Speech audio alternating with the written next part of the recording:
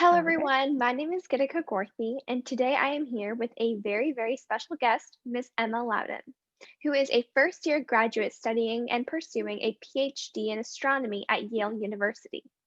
She graduated from Princeton University with minors in planets and life and Latin American studies. Falling in love with space as a little girl looking up at the stars in the night sky and watching the film Race to Space, her passion grew and was nurtured by her science teachers, space camp, the summer science program, and reading many books about inspirational women. She strongly believes in the power of space exploration to unite the world and bring out the best aspects of humanity. While at Princeton, Miss Loudon joined in the CanSat competition team with the Princeton Rocketry Club and co founded the Princeton Astronomy Club, which seeks to share the beauty and power of the night sky with the larger campus community. As a Brooke Owens Fellow in the summer of 2018, Miss Loudon worked at Bryce Space and Technology doing aerospace analytics. I'm so glad to be able to talk to Miss Loudon today. Welcome, Miss Loudon. Thank you so much for taking some time out of your busy day to talk to me today. Absolutely. I'm glad to be here.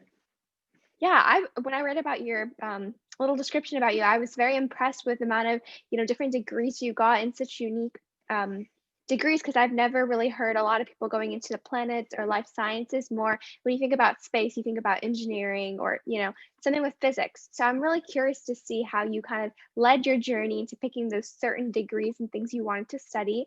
But before we kind of get into how you got into space and how you chose your career, I'd like to know about your typical day. What do you do and what is it like, especially in this virtual setting?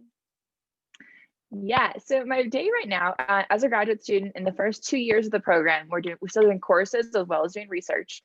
So this past fall, I would spend most of my day on Zoom classes or else on my computer doing research. One of the great things about Astro is that there's no worry about having to go into a lab or anything like that unless you're doing instrumentation. So I was able to conduct all of my research remotely and do classes remotely. So my day mostly consisted of getting up. I always make sure I take time for myself in the morning before I jump into work, and take time for wellness and things like that. And then spend time on Zoom classes, coding, reading different papers, and doing journal club and those types of activities. And then rounding out the day with, again, time to just breathe a little bit before resting. Yeah, and that sounds like a perfect and typical college student. So did you always imagine yourself in the position you are in today in terms of the degree that you're pursuing? Doing a PhD in astronomy, obviously doing a PhD in anything is a lot of effort. It shows your passion and love for something. So did you always imagine yourself pursuing what you are, or did you have some twists and turns in your journey to lead to what you're studying now? So I definitely did not arrive on this via a straight path. I loved space from when I was little, but I never really considered it as a career. I spent a long time in my childhood thinking I wanted to be everything from a dancer to a teacher. Oh yeah. I later on developed as like I said, I loved the race to space. So I loved space. And then in my eighth grade science class, we had a unit on physics and I loved it. So that sort of made me realize that, oh, I can combine this love for space with a love for physics and pursue astrophysics. So that sort of set me on the path for high school and then to go into college.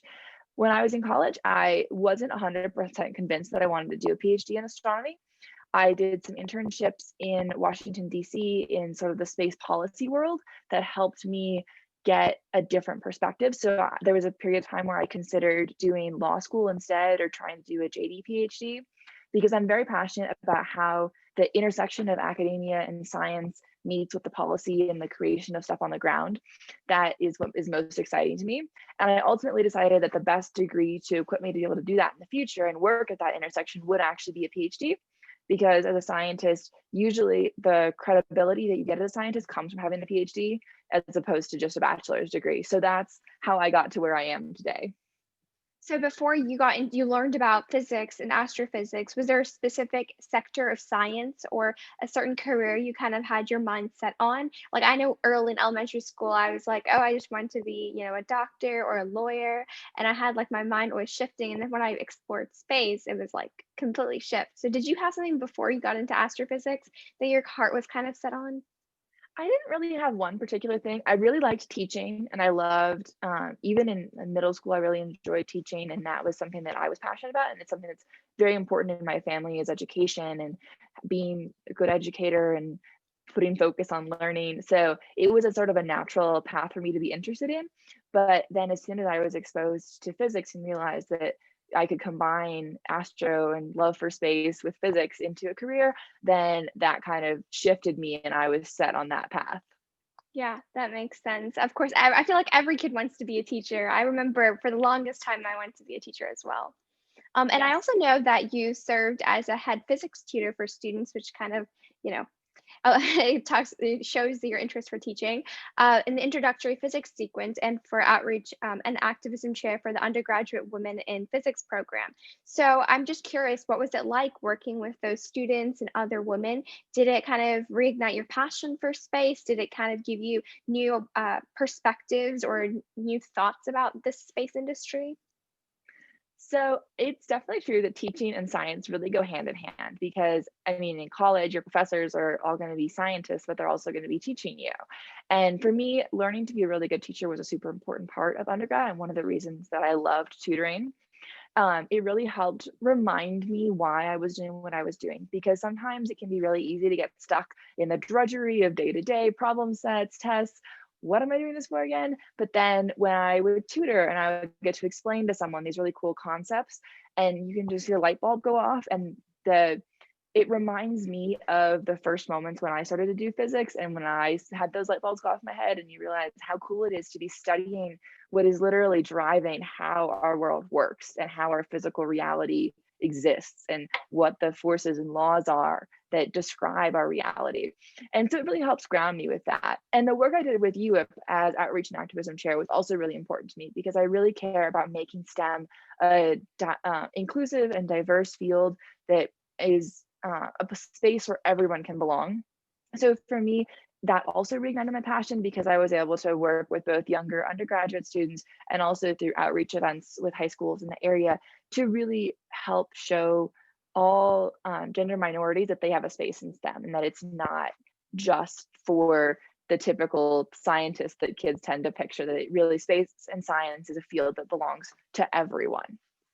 Yeah, definitely. I think you brought up two amazing points. First, I feel like teaching and, working with others, you always have to remember what got you into your passion and not just forget about that. Because I feel like that'll always keep us motivated and passionate about what we're doing and, fuel us. So I definitely agree on that. And yes, part of the reason I'm doing these interview series is to portray the fact and show live examples that space is for all. Because every single person I've interviewed is so different and so unique, and you all have amazing stories, which also makes me feel like, oh, I can really be a part of space. I can do something unique. And just hearing these live stories of you guys being successful in your industry, it's just so like nice to hear, but also I'm sure encouraging to other kids out there who are kind of like, I'm not sure I can do this. So it's really nice to see people like you going out there and really showing that space is for everyone, regardless of, whether what gender you are, what's your ethnicity or economic status. I just knowing that you can be a part of space if you're passionate and you love it, I think is so important. So I'm glad that you were able to find that yourself as well. I completely agree. And I think that that touches back on the interdisciplinary too. You don't have to be in science to be in space. Space Mhm. it has room for everyone in all fields too. Exactly. You don't have to be a math genius or when you think of space, it's just our world thinks about, physics and, engineering or math or something. And you have to be like an Albert Einstein genius level. But there's so much other stuff. Like someone was telling you about fashion, designing the wear that people at NASA or SpaceX or other companies wear. I think that's also important aspect, business, marketing, journalism. Just everything is so hand in hand with everything you do. So I completely agree. There's so many job opportunities that people don't realize, and they can combine multiple interests together. So I definitely agree on that. And I'm also very curious. Did you have any? Obviously, I'm sure you did have obstacles pursuing your passion. I feel like everyone does. But was there something that was kind of major that maybe shifted your perspective, or something that just kind of was a hurdle that you had to overcome? So for me, I think the biggest obstacle that I face is one that a lot of women in STEM face, which is feeling really almost ostracized or different or alone in the classroom. In high school, in my AP Physics class, I was one of three girls in the whole class. So we always did our labs together, and we were lucky that we had a community out of it. But you notice when you're one of the only people and you don't like fit into the classroom demographics as well. And then that persisted in college. And what I found was that the gender ratio within my courses was pretty abysmal. There was low numbers of women in all the courses that I was taking in physics and astro. Astro was better than physics generally, but still there's a lack of gender parity in the field. So what I learned from that is that I have to sort of you have to fight imposter syndrome. You have to like really just tell yourself that you belong there even if you don't quite believe it yet, and in doing so you will enable yourself to feel more comfortable and to help convince others that you belong in a space too, which is not necessarily the way it should be, but it's a way to survive in the world that it is right now. And one of the skills that I came out of that for me was the ability to go and ask questions. I spent a lot of time in my professor's office hours, and I learned to just be persistent and to just keep asking until I understood, because it was far more important to me that I understood the concept and could perform and could understand than to maybe have them think a little bit less of me for asking more questions. Asking questions is so important, and it's such a valuable way of learning. And really learning to do that, and learning to do that in a space where I felt like asking questions might make people make assumptions about me and my intelligence, was an obstacle that I had to hurdle over, and I'm still hurdling over, that I still face every day, but that I think is super uh, important in terms of a skill that everybody can learn, is to just keep asking questions. Yeah, I think that's amazing. I feel like as a high school student, sometimes it can be nerve-wracking to feel judged or to feel like, oh, I shouldn't ask that many questions. They're going to think like I wasn't listening or something, but really you were, you just didn't get it. So I think it's always nice to hear someone say that. I think it's you asking questions doesn't determine your intelligence level, and always just remembering that, like you can't be judged. I mean, everyone's kind of on the same page, so it doesn't really matter. It's really important. Yeah, that's definitely something everyone has to overcome. And it ties back into scientists having to be teachers too, because the best professors are the ones who are going to be willing to answer the questions, because it's their job to teach you and it's their job to help you understand and learn the material. So going into settings in high school or in college or even just generally in life, knowing that people really do want to help for the most part. There are rare cases where that's not true, but they're few and far between.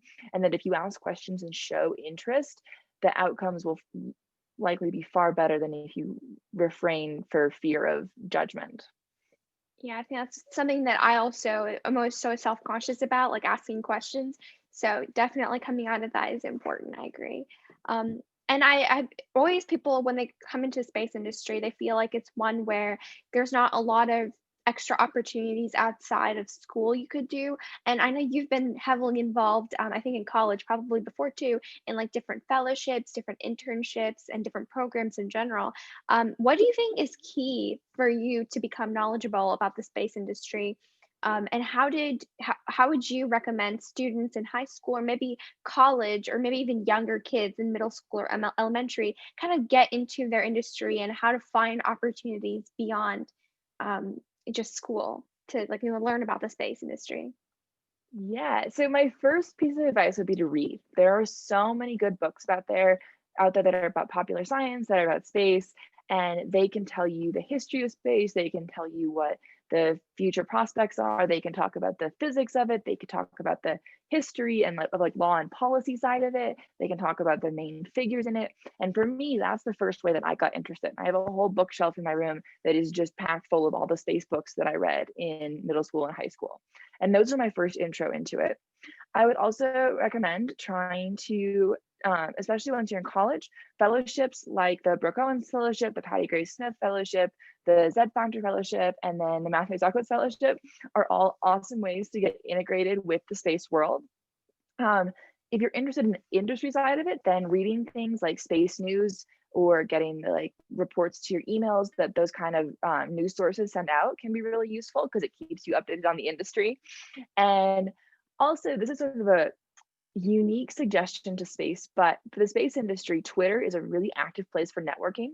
So having a Twitter account and going and finding some people whose names you know of, and then finding who they follow and just sort of building that network from there. There's a lot of mutual understanding and connection and community that gets built through that. So especially as a college student, that can be a really useful way to connect, even if you're in different parts of the country or world from other areas of the space industry.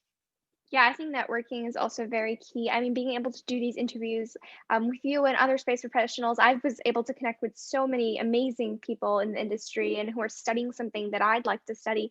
And it's just so nice hearing those experiences because it's also educating me as well as other people. So I definitely agree that networking is really important. Also have that mentor or someone that you could always go to ask questions because they've been through something that you want to do. So just having that little backup and someone who's like you to help you is really nice. So yeah, Agreed. yeah. And I also know that you've had such cool experiences in various programs. And one that I read about was you entered at the Clark Planetarium in Salt Lake City, and you worked in their education department to adjust the curriculum to match their new state standards, which is really cool. And you also served as a teaching assistant and residential mentor at the summer science program, where you mentored and advised high school students through intensive astrophysics, math, and coding programs for 5 weeks, in which they performed orbital determination on asteroids that they imaged. So, what's like out of all these programs that you did and all of these areas that you went and you interacted with different students, what's your like best memory or some of the best lessons that you've had or gained from these experiences that you've been through? So my experience at the Clark Planetarium was really special to me because the Clark Planetarium is the first planetarium I ever went to. And having visited other planetariums around the country, I maintain that it's the best one out there. It's so well done, so well designed, and so interactive. So when I was there, I really loved getting to work and design the classroom curriculums that the people who work for the planetarium take out to the elementary schools in the Salt Lake area, and getting to make lessons that were as interactive and as engaging as possible. And space already as a field is pretty engaging, especially when you're talking to elementary school students or any age really, but especially little kids, they just can't help but get excited about space. But it was really fun to get to engage with that and bring that excitement. And the same was true at the summer science program, which is a program that was started over 50 years ago, and it is a 5-week camp for high school students between their junior and senior year. And you spend 5 weeks either in New Mexico or Colorado and get to work in small teams to track an asteroid and learn the coding, math, and physics necessary to really be able to determine the orbit of the asteroid and produce a report at the end that gets published.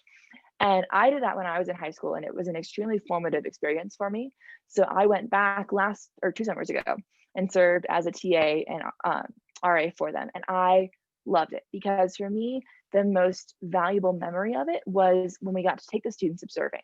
Because you're in the middle of this really intensive program. It's often students' first time away from home for that long.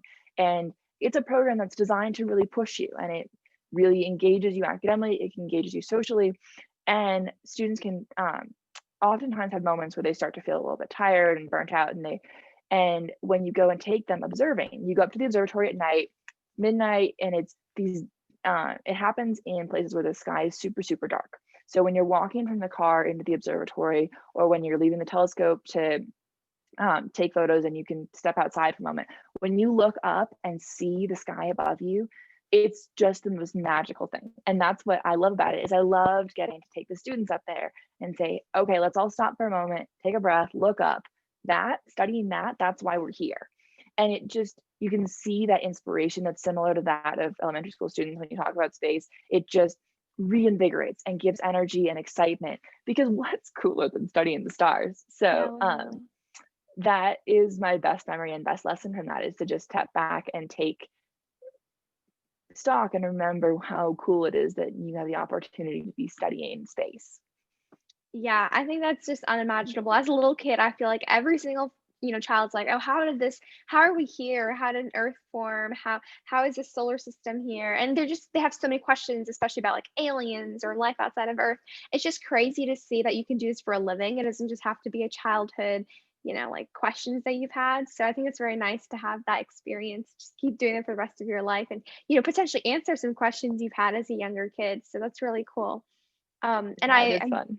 Yeah, definitely. And hearing about the different internships, mentorship experiences, internships, volunteer roles, you've had so many. Was there one in specific, like maybe recently or something that you've done that has helped you further you, like give you a huge jump in your dreams, or in giving you so much more knowledge or connections? Was there a specific thing that you went to or did? So for me, the one internship that stands out above all others is the Brooke Owens Fellowship. I was lucky enough to be selected as part of the class of 2018 of Brooke Owens Fellows, and I spent that summer in DC working at Bryce Space and Technology doing aerospace analytics. For those who don't know, the Brooke Owens Fellowship is a fellowship that was founded in honor of Dawn Brooke Owens, who was a woman who was a firebrand in the industry and who made incredible impact in her short time before her life was tragically taken by cancer. And so after her death, three space professionals got together and created this fellowship and pulled together a whole crew of executive mentors to serve in the fellowship, and also a whole amazing list of companies that host Brooke Owens Fellows every summer. And for me, that fellowship was life changing because it showed me, first of all, a really belonging in the industry. I found amongst other fellows people who had the same values that I did and who believed, like you do, that space is for all, and were fighting in every action that they took to make that a reality. And that was a really affirming experience for me. And also the experience that I got at Bryce that summer as an intern exposed me to the industry. I got to learn a lot about how many companies are out there and what they're all doing and which ones are the most exciting to me. And I got to learn about how policy works on the Hill in terms of space policy and who are the big players there and how do decisions get made for NASA. And that gave me so much excitement and so much drive to really keep going. And it gave me a community to lean back on when I get stuck. So I have amongst the fellows a community of people who I can always count on for support and who I get to cheer on and watch every day and wonder how I got to be part of such an amazing, amazing group. So, and then the mentors in that program too, Lori, Will, Cassie, and then all the other executive mentors of the program are amazing and do go above and beyond to really help make sure that the aerospace industry can be a place where everyone is welcome and it really proves that space is for all. And so I could go on and on about the Brooke Owens Fellowship, but that was the internship and program that really helped jumpstart my belief that this career is where I belong, and also that opened so many doors for me. Yeah, I've heard that from every Brooke Owen Fellow person that I have interviewed as life changing. So many opportunities, and having this people that you can depend and rely on is really nice to hear. So yeah, it sounds like a great experience to have, especially when you're new to the industry. So that's really cool. So how do you keep your skills current and like anticipate changes in the space industry, which is constantly changing, in my opinion? I feel like every day I open Twitter or I read something, it's like a completely new discovery every day. So how do you keep up with this as a college student pursuing her PhD? So for me, I do things like I subscribe to the First Up newsletter, which is a good way to just be informed about what's happening, keep up on space Twitter. And then in terms of skills, I exist in a sort of interesting place in the space industry because I'm not doing just purely astrophysics and sort of ignoring the launch and that side of it. And I'm not an engineer, so I'm not in the build engines side of the industry, but I'm interested in both. And I like to be at that intersection because I think it's really interesting. So for me, my keeping my skills current looks like doing what I need to do for Astro. So learning the coding, keeping up on the papers and the things that are relevant to my field, and then also being engaged with the launch side of the world and what's happening with NASA, what's happening with policy. And that's mostly done just through reading of different articles and conversations with people who are in the industry. Yeah, yeah, that makes sense. And okay, speaking of the space industry, which is rapidly changing, that kind of leads me to my next question, which is so interesting to hear everyone's new and unique perspectives. What is one thing, or a few things maybe, that you're excited and a few things you're nervous about in the space industry during this time? I'm really excited about how fast it's growing. The number of new space companies and the amount of excitement within the country and the world for space exploration is really exciting to see. And especially as it becomes more international, it's really exciting to me too. As we saw, like China land on the moon earlier this, I guess that was just this month already, and the return of the asteroid sample mission in Japan, that really signals to me that space exploration is something that is not just of value to one country or one company, but to the entire world. And that's really exciting. Um, I think that it space exploration is going to be a place where we have a chance to really help correct some of the inequities on Earth and both use perspective of space to help correct those inequities on Earth, but then also ensure that those inequities don't persist in space exploration. And that to me is both a little bit frightening that it may not happen, but it's also really exciting to get to be part of building and ensuring that that does happen and that space exploration is for all and that it's equitable and just and Yeah, is an exciting future. yeah, because of a lot of the private companies that are opening up and like starting up right now, and the startups that are happening, it's just crazy to see how it's not just no longer a government organization for each country, but rather there's multiple and different fellowships, different programs that are there for, around the country to help everyone learn more about space. It's no longer very like privatized, but rather it's more of like a world global thing. So yeah, definitely. Yeah. And what's something that makes you kind of nervous? I think that the spread of ideas that exist between the different companies is very exciting, but it also makes me kind of nervous because there are going to be big players who are going to have chances to do firsts, and those firsts are going to define the future. And I think that it's really important that everybody is on the same page in terms of things like asteroid mining and settling on other planets and what that looks like. And even things like satellite space around Earth, making sure that all countries have access to the different spots that you need to do for like GPS satellites or things like that. It concerns me that the inequities that we see on Earth may persist in space because I think that space is a place where we can, like I said, get inspiration to fix those inequities on Earth and also ensure that they don't persist. So it's a challenge. I love the variety of ideas that are out there, but I want to make sure that everybody is on the same page in terms of the ethics of space exploration. Yeah, I think that's a unique response, and it's so important to think about that. I feel like trying to stay with what we originally are thinking and staying with the ethical aspect and making sure we're following all regulations and trying to be fair with everything we do is really important when we're discovering new things, especially outside of our planet. So that's crazy cool. And I completely agree with what you're excited and nervous about. And that kind of leads me to my last question, which kind of wraps up the whole interview around spaces for everyone. If you could give your, advice to all the young children out there who want to pursue space industry or some sort of STEM field, or if you could give advice to yourself, like from 10 years ago, what advice would you give from your past experiences to the young people watching? I would say to find how your values interact with what you're doing and focus on that. So the and use that as a way to just keep persisting through. Because like we said, we've talked about obstacles as minorities in STEM. There's inevitable barriers that have to be faced. But if you keep your values front and center, then that can guide every action that you take in classes, in research, in extracurriculars. And that value can also provide inspiration because your values are tied to that passion and inspiration.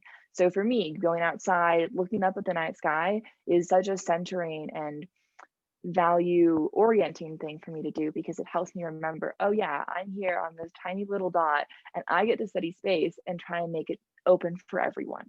And then that guides all of what I want to do in my research and in future career and industry and networking and interactions. So keeping your values front and center, figuring out what makes you excited, what makes you what you are excited to get up and do every day. There will be times when work is sluggish or when school is sluggish, but to know that everything that you're doing that is aligned with your values is going to make it worthwhile.